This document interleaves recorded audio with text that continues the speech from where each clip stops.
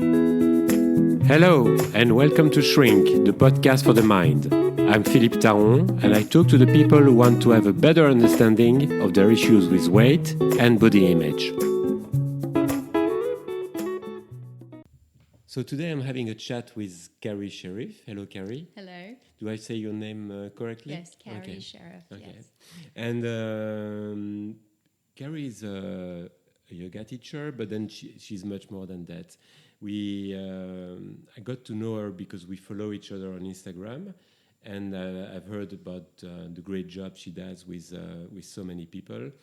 And lately I've been more intrigued because she mentioned doing yoga classes, more specifically to release the anger, that we'll all get angry at some point. And so that really intrigued me because I know that in my work, anger is the main trigger for people who are overeaters. It's not the only one, but amongst the four basic emotions, anger is really a big one. And it has a bad reputation as well, and I don't think it's right. I think anger is okay as long as you know how to manage it and how to express it. Absolutely. Which means at the right person at the right moment, and usually it's straight away, like saying, I don't agree with that, or... Anyway, so can you tell us a bit more about you in general, and then we can, maybe you can tell us more specifically about what you call yoga for resilience. And Yes, well, I'm, first and foremost, it should be said that I'm a South African. That's really... I didn't know that. Yeah, I'm South African, No, I know. In London, and my South African connection is really important to me. And I am a Kundalini Global Yoga Teacher, which is a very, shall we say, different approach to yoga. And I use my Kundalini Global practice for my own resilience, and therefore I teach Kundalini Global Yoga for resilience. What do you mean by resilience? I mean, I kind of know what you mean, but can you tell us more about that by this idea of resilience? Well, for me, resilience and how I would use my Kundalini Global practice for resilience is knowing that we can be facing all sorts of situations, circumstances, challenges, and we are on a daily basis, whether they be small or large. And so often we can be like plastic bags in the wind being tossed around. Our state is tossed around by the experience. We're up, we're down. And so how we feel is controlled by external circumstances or other people, other things. And resilience is really about coming to know how to decide how you want to feel. Notice how you are feeling and have the tools to decide to change how you feel in a way that serves you. Because it doesn't mean that what is happening isn't serious or isn't important or isn't valid. That thing you can still respect that thing is happening and that it needs your attention, or it's made you angry, or it's made you sad, and that's okay. But your ability to respond to the situation in a way that serves you and potentially serves the situation and potentially the other people around you. No, I like that definition. So it's in no way something you have to repress. So it's not about repressing the emotion, but it's more about accepting it, I guess. Absolutely. And, I like that. We work with what is. Can't change. Some things we can change. Yeah, we can change some things. Some things we can change. And then there are things we can't change. We definitely can't change other people. We could try. No, we can't.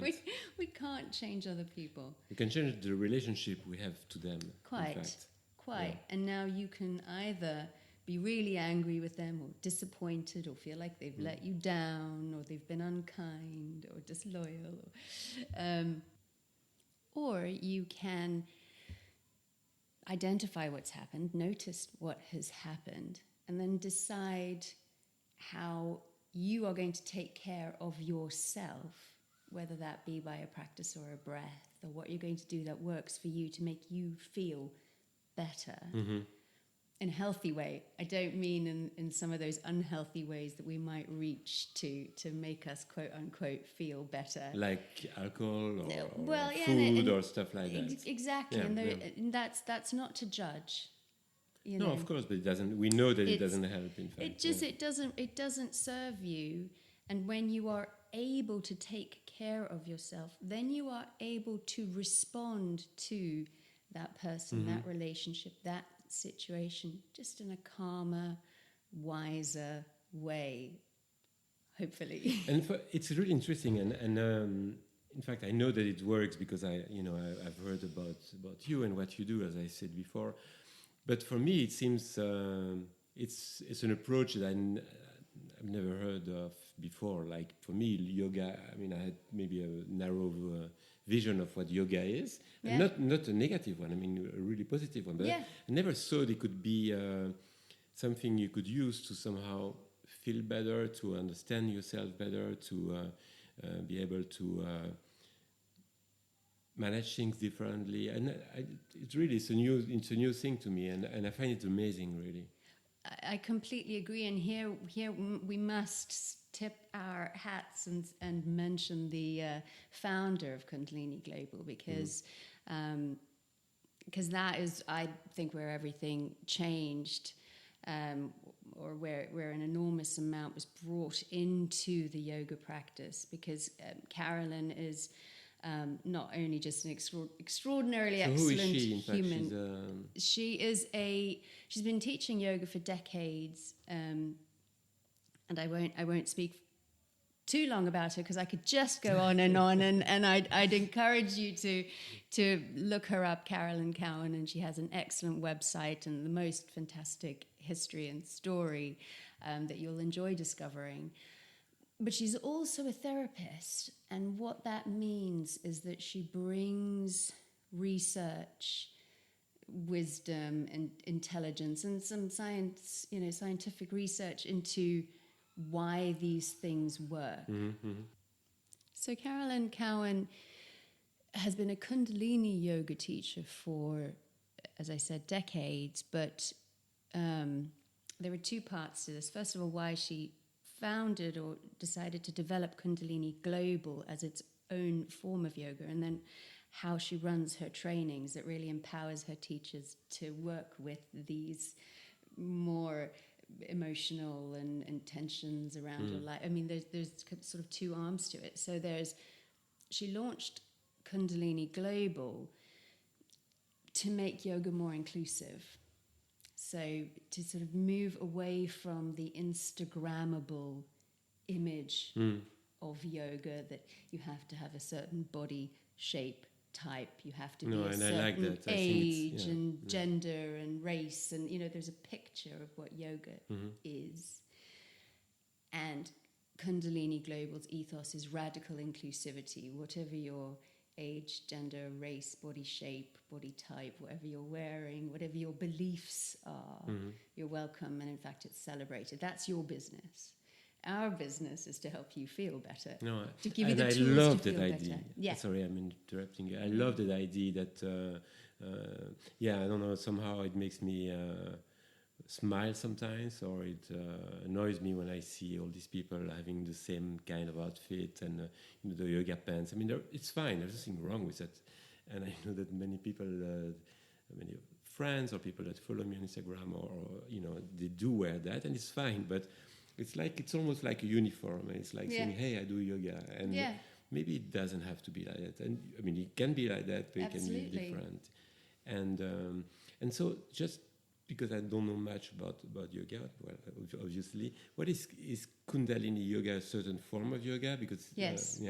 Okay. So Kundalini Global, we talk about why Kundalini Global is specifically special. Aside from the radical inclusivity, we work with this formula: posture plus breath plus intention equals transformation. So not only are we working with the body and the breath and how we feel, we actively set intentions throughout the class. We start every class setting an intention for like that what? class. What could be an intention for that? Well, so in like recently in my Yoga for Resilience series, we set the intention of acceptance, working with what is. And so throughout the class, we will weave that theme into how this particular posture supports how you feel and are able to move towards accepting what is and working with what is, not making it okay, just being able to go, it is what it is. Does it mean that you, during the sessions, and you call them sessions, Yeah, do you put words on things, or is it more, okay? Yeah, okay. we talk throughout, and we set intentions with postures, and we'll talk about energy centers in the body and what we're doing with that posture. We really, I want to say we give people the tools. We really help them know what they are doing. Our hope is that people will take things away and use something that worked for them in class in their personal life. That's the hope. Go and really empower. That was the word I was looking for there. We empower our clients. We want people to be happier. Yeah, no, I like that. I like that idea, and being, I think it's the right word, autonomous. Yes. Yeah, autonomous. So that, right. same goes with therapy somehow. I think it's good at some point to let go a bit. You know, I mean, I know some therapists like keeping their clients for ages, and sometimes it makes sense. For sure. But it's good to give them the tools to manage things by themselves, and it makes empowering them. It's a difficult word for me. Empowering them, yeah. And and you also mentioned humor, sense of humor, and I like that because it's something even with my clients, and sometimes we talk about really difficult things, like the most difficult things sometimes, and I think that I don't joke about these things with them, but I think a certain sense of humor helps in general, in fact. It doesn't always work, so it's not about, and it's not like having a joke a minute or anything like that. Of course, it's not about that, but it's about having it creates some kind of a distance without denying the trauma they're experiencing or they have experienced, but saying, hey, you're okay, you're alive, and it's been tough, or it's still tough, but it's about having a certain kind of distance. And is that the way you use it as well when you? Absolutely, and it's not sense of humor to avoid. It's not joking around to avoid. It's we are where we are. This thing is happening. I can only do what I can do, but I've got to make a decision about what I'm going to do, and I'm either going to make a decision from a place of anger, frustration, a reaction that's going to mean I'm lashing out, or I'm attacking, or I'm withdrawing, or I'm going into that fight or flight, or I'm going to take care of myself. I'm going to do those postures, those breaths that really work for me, and then I can react I can respond rather than react. I can respond to what is happening. So that's you taking care of yourself in the moment, and then once you're able to do that, you're able to sit with the person you're with, and you can have a smile about something. You can find a lightness. Yeah. You can make a joke about something else, and it just lightens the moment. And as you say, we're human. There is hope. There are things to live for. Rather than being so dragged down by every moment, and stop taking ourselves so seriously all the time. Everything's so serious all the time, and that's okay. But it's the closest thing I've come to a meaning of life. What do you mean? Enjoy my life as much as possible. Yeah. Just enjoy it as much. Don't cause harm. And do you feel like men respond differently from women? So you've got men as clients as well. I do, yes. Do you think are they different? Well, they are different, I guess. But are they that different, or?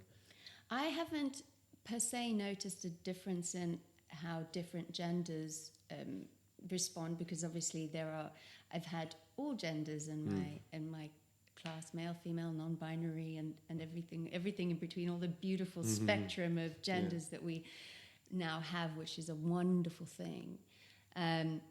But every individual certainly responds differently. And that, again, is the beauty of life. How the very same thing can happen, the very same posture, and some people love it and think, oh, this is for me, I'm going to do this, and then and then the next posture, then, oh, I don't really like that. And each person has a different response. And it's a great privilege, really, to sit in front of a room of people, share this work with them, and then see them over the course of a class going through this roller coaster of experiences, and hearing what you're saying and smiling with you, or sitting with something that's uncomfortable. They don't share it, it's their private world. They can share it, or no, they shouldn't share it? What do you mean? It's a yoga class. It's not a therapy talking session. And for all the excellent training I have had by a therapist, I'm not a therapist, and that's not my business. I'm a yoga teacher. But what you do is therapeutic. I would hope that it Oh, helps. It is. I would hope that it helps. Fingers crossed. But they say that how you respond in a yoga class to things is how you're going to respond in life. So you get to almost use the yoga experience, the challenging postures. You get to sort of use them as a practice for overcoming how you might react and choosing to respond.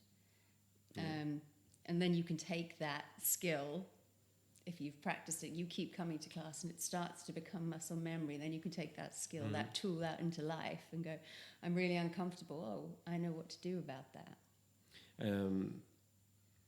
Some of my clients, in fact, are telling me they would like to start doing some yoga, and they feel like the things I hear, because some of them, not all of them, have quite a negative image about themselves, about their body, and about their ability to do some exercise, because they haven't done any or they haven't done much. And they say, yeah, it's something which is really appealing to me, but I'm going to look like an elephant in that. I mean, these are the words that some people would use about themselves, which I hate hearing, because in fact they don't look like elephants, so can you tell us how it works? So someone, maybe it's a difficult question to answer, a bit too vague maybe, but so someone has not done much exercise in the last few years and is overweight, very overweight. How is it going to work for them? Are they going to feel like they're useless, or are they going to feel like the others will look at them and make... I don't know. Because these are questions I've been asked. So certainly not in a Kundalini Global class. I mean, I'm sure that you would find that most yoga teachers worldwide are kind, compassionate, considerate human beings. I would like to think they wouldn't choose a life of service, which is what it is as a yoga teacher. You choose to serve, and they wouldn't. Of course, there's going to be bad eggs in every industry. But for the most part, you're going to find a welcoming person in a yoga teacher, one would hope. And certainly in a Kundalini Global class, we are highly trained to adjust the postures, to support using blocks and straps. You're talking about, sorry, I'm interrupting you, I know I'm good at doing that. No, I'm joking. But you're talking about private classes or like group classes? No, in the class itself. I mean, you like private, but when you're seeing one client at a time, or when you're seeing someone one-to-one, or when you're seeing it in the class in a group. We're trained to notice where somebody might need some support, and that doesn't. It's not necessarily always the person who, as you say, maybe has some extra weight that they're not comfortable with. Obviously, I think all bodies are extraordinarily beautiful as they are, and it's not necessarily that even that person. It can be the quote unquote Instagrammable body that maybe has lost some flexibility in somewhere, or is injured, and they need the support in some way. It's everybody, all ages, might need some help with an adjustment, and we're trained to look at that person and notice, that they're not quite getting the benefit, because it isn't what you look like. it's just 1,000% not what you look like. It's how are you feeling? Are you getting the benefit of this posture? And even if you might think you look fabulously excellent in your posture, we can tell you're actually not going to get the benefit from this that you could have. So I'm going to, and we will ask, can I assist you? And then help them adjust to the point where they go, oh yes, that's it. And then they can feel it. So, I mean, I've done other training to work with yoga for cancer and yoga for illness. So I am personally trained to also work with people in a chair. So if you mean in a chair, people who don't have the usage of their legs, you mean? Or people who can't get on the floor. Oh yeah, okay. That's great. Just to be able to work in a chair. Yeah. I do actually have clients who are in wheelchairs, and so you're able to incorporate, you're able to use these practices and adjust them to help people with the right training. So I would very much encourage anybody who is completely new. It's very much, Kundalini Global is very much open and welcoming to beginners. So the biggest challenge to start doing some Kundalini yoga is to make the appointment. And that's what you've done it. I'm joking. I mean, that's what it is. It's like, from what I hear from you, it's like when you're there, you're in a safe place. And you're in such a safe place. And as I say, that the Kundalini Global training is highly unique in its approach. It isn't, people do the Kundalini Global level 1, and they say, well, I feel like I've left a better human, not just a yoga teacher. And we've got people who've done level 1 trainings in other yoga disciplines that have come and done a Kundalini Global level 1. And the compassion that we are taught, the generosity that is the approach, I personally feel it's unique. I don't wish to speak ill of any other yoga training. I don't have that much experience with it, but I do appreciate that about the particular training that we do. And so if somebody was to try particularly a Kundalini Global, it is different from other forms of Kundalini yoga, that must be said. That's because of what you mentioned. There's a dimension to it. Yeah, it was. Yeah. It's a shift in a different direction, with radical inclusivity at its core. But if anybody was to try a Kundalini Global class with any of my very excellent colleagues, they would find a very yourself, or my fine self, they would find a very welcoming space. They would find a very generous space. So you're in Hampstead? Yes, I'm in Hampstead and online. I do a lot online too. Okay. And is it expensive? I mean, the classes in general. There is this idea for some. Most of my clients are kind of okay with it, I guess. But is it like an elite practice? Well, what, yoga in general? I mean, yoga classes can be anything from free to, it depends if you're in a studio or online, and the price point will change accordingly, and every teacher is going to have their different price point. So, and you might find that teachers are open to a conversation about. Yeah, if you need any help with that. Yeah, certainly in my Yoga for Resilience series that I just taught at the studio in Hampstead. It's literally called The Studio. Somebody wrote to me and said, I've got somebody from Ukraine staying with me, can she join? And I said, of course, and it's been a real joy to have her in class, and her English is limited, and we in Kundalini Global, we practice with our eyes closed. It really facilitates the practice, because not to be checking the whole time, to really experience that excellent hormonal flow that comes with the work that we do. But the poor woman had to keep sort of peeking out of one eye to say, what's she saying? But it's lovely, and so there are always options, and people are open to conversation. Some not. It depends who you get. So how can people get in touch with you if they want to have more information, or if they want to book a class So through my your website? my website is carriesherriff.co.uk. So that's 2 R's and 2 F's in the Sherriff, Carrie Sherriff. Yes, and so whenever I have classes or workshops, I put them up there, and I have a newsletter that people can sign up for, and I can let them know what's going on. I mostly teach, as I say, in Hampstead, but then I often get to go home to Cape Town, which is a great joy for me. And then I'll regularly teach workshops and classes in Cape Town as well, because I just love to take. I love to take the Kundalini globally. Well, it's really nice talking to you. And is there anything else you wanted to add?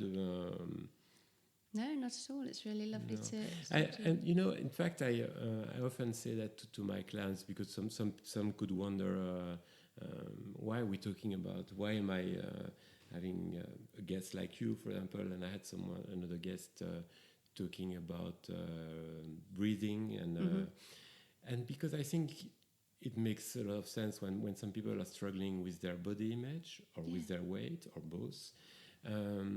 It's important. The work that I do with them is important because it's about finding out, you know, where it originated and then changing things. But I also believe that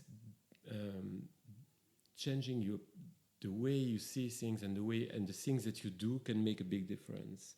And so one of them is for example, being more aware of your breath, and exercising in a way which is which you enjoy, because if you don't enjoy it, I mean, you'll do it for a month. It's like a diet, and some people join a gym, like they start a diet, but then after a month or two, they give up.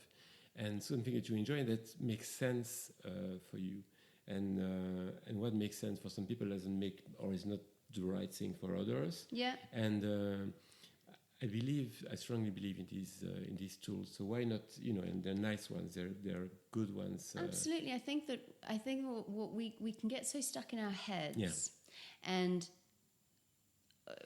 when you don't quite know how to work with how you feel and to improve how you feel and change how you feel, you can think, obsessively think, and I need to change how I'm thinking. You so often think, I just need to change my mind.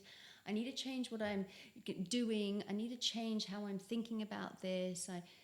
And what we now know is, and then you think, if I just change my mind, if I just change what I do, then I'll feel better. And we now know that that's the wrong way around. If you feel better, your mind follows. Your emotions follow. The better choices follow. If I'm thinking, oh, I really want to eat that entire tub of ice cream because I've just had such a bad day.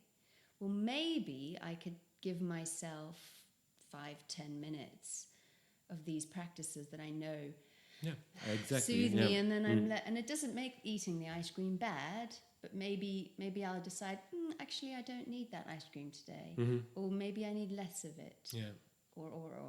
Yeah, I can change the way I usually manage these difficult moments, and do it differently in a way which is more beneficial for me. Exactly. Otherwise you like many people, you feel trapped. It's like you're trapped into a cycle, and you don't know how to get out of there. And we feel like we're cursed to stay with the way we think.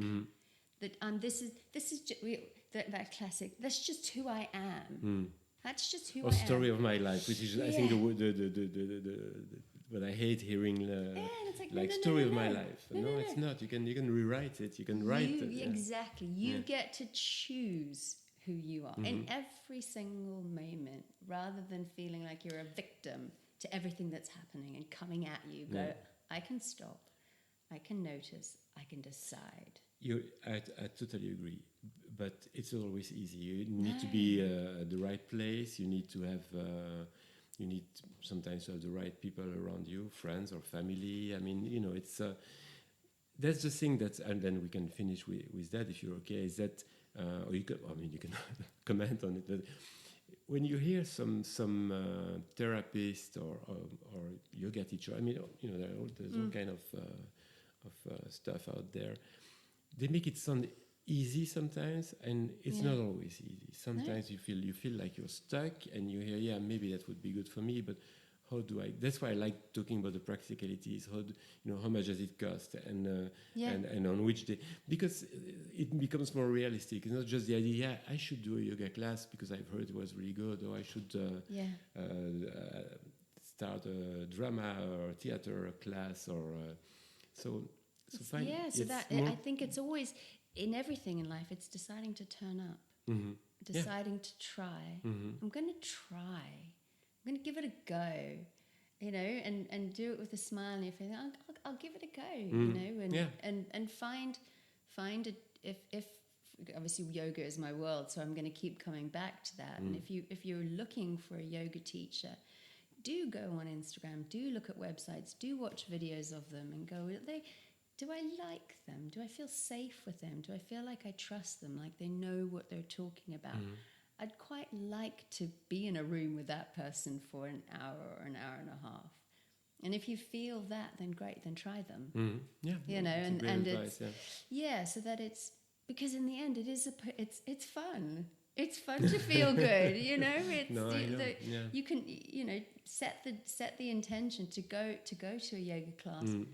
To have fun, to enjoy yourself. Yeah, it doesn't have to be through pain. It's not like It's not like, I have to change. Let's say if your intention is to lose weight, okay, now I'm going to do that diet, and I'm going to go running every morning. So most of the time you don't enjoy the food you're having. Some people love running, but for example, I don't run. I love running. Not everyone does. Yeah. No. Yeah. So it's like you're going to fail if you're not doing something which is good for you, which is something that you enjoy, you're not going to do it. Well, and as I always say in every single class, and I say it over and over again, if you're feeling pain, please stop. Please back off from me. It's okay to feel challenged, but we don't want you to be in pain. No, I agree. I like that idea. And there's always, and we'll often say this, if you need to take a break, take a break. And particularly with the eyes closed, that's quite good, because then no one else is watching you. It's not about so they can fall asleep being and start seen. snoring. Do you hear them snoring sometimes? No, they never fall asleep. How dare you? My class is far too exciting and engaging. Okay, then. Okay. Well, it was really nice chatting with you, and I guess we'll have some other occasions to talk about. I would love that. Thank you so much for inviting me. With pleasure. Thank you for being here.